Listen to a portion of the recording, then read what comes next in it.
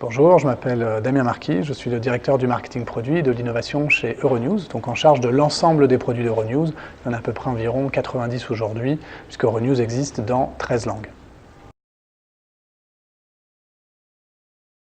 Donc Euronews est présent sur une multitude de supports. En gros, notre stratégie est d'être présent partout où c'est pertinent, à la fois pour nous en tant que marque d'information ou pour notre audience. Donc aujourd'hui, on est présent sur via un site web, une chaîne YouTube, on a à peu près 25 chaînes YouTube aujourd'hui, réseaux sociaux, Facebook, Twitter, Google+, vContact en Russie, télévision connectée, voiture connectée, smartwatch.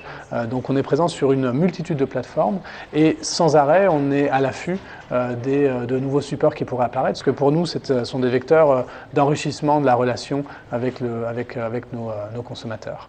Donc on en est très friands.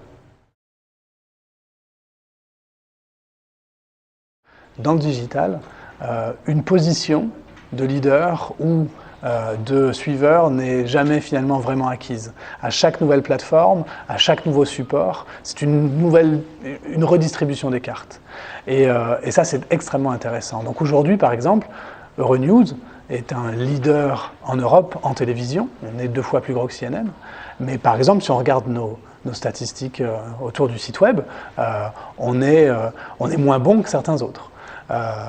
Par contre, quand on regarde nos stats sur YouTube, en décembre 2013, on était numéro 1 dans le monde entier, devant tous les autres acteurs de l'information sur YouTube, on était numéro 1. Et dernièrement, plus près de nous encore dans le temps, nous avons lancé notre appli Windows Phone 8, Euronews sur Windows Phone 8, et cette application est rentrée très très vite dans le top 5 des applications les plus téléchargées dans le monde, dans le domaine de l'information. Donc on voit bien que dans le digital, grâce à ce positionnement d'innovation, on a sans arrêt de nouveaux marchés sur lesquels prendre pied et de nouvelles positions de leader à capturer.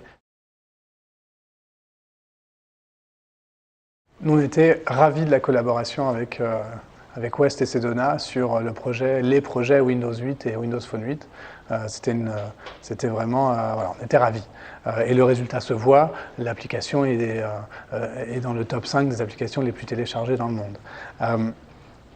Encore plus important, là où j'ai trouvé que la collaboration était extrêmement intéressante, c'était non seulement pour offrir et pour ensemble définir la meilleure expérience utilisateur possible, mais surtout, là où j'ai trouvé la collaboration intéressante, c'est que Sedona et West nous ont vraiment aidés à rendre cette application qui existe sur iOS, sur Android, sur BlackBerry, mais à rendre cette application totalement native Windows et Windows Phone.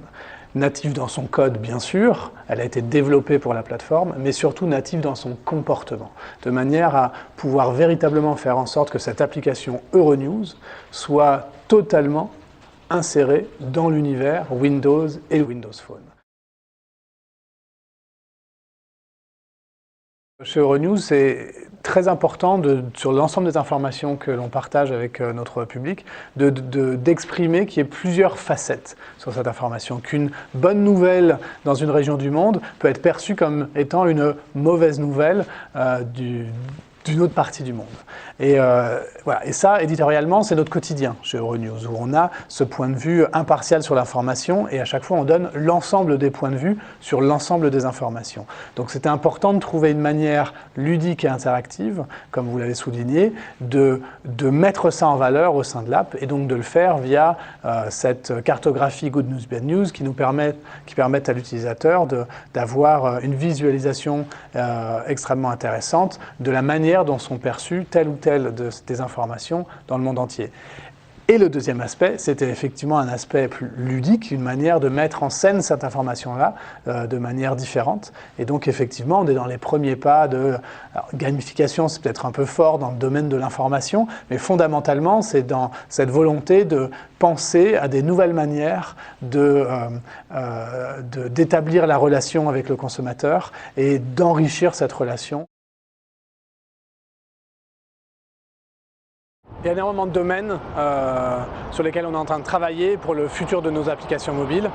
On a parlé de la gamification, Donc ça, c'est sûr que proposer de nouvelles manières, peut-être un peu plus ludiques, d'offrir l'accès à notre information, à nos consommateurs, est un des premiers points sur lesquels on travaille. Le deuxième, c'est la personnalisation et la géolocalisation du contenu.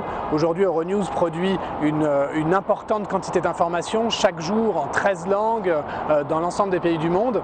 Et c'est sûr que d'entrer dans des logiques de personnalisation qui permettent aux consommateurs de consommer de manière plus fine le contenu adapté à ses préférences, ou aussi parce que l'application apprend des préférences de l'utilisateur, sont des éléments très importants.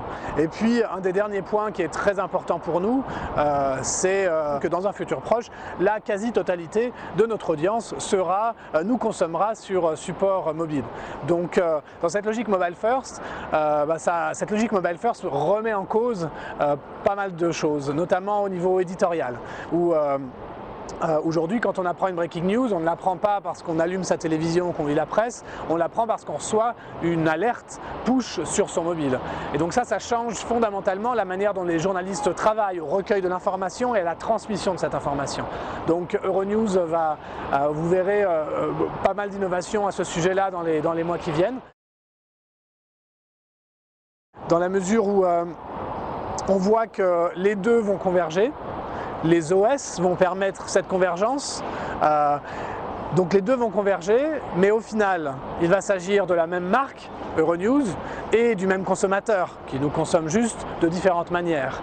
Et donc, voilà, il va falloir trouver le bon équilibre, le bon juste milieu entre l'app et le site web. Donc, ce sont des domaines de recherche qui vont nous occuper sur les prochains mois.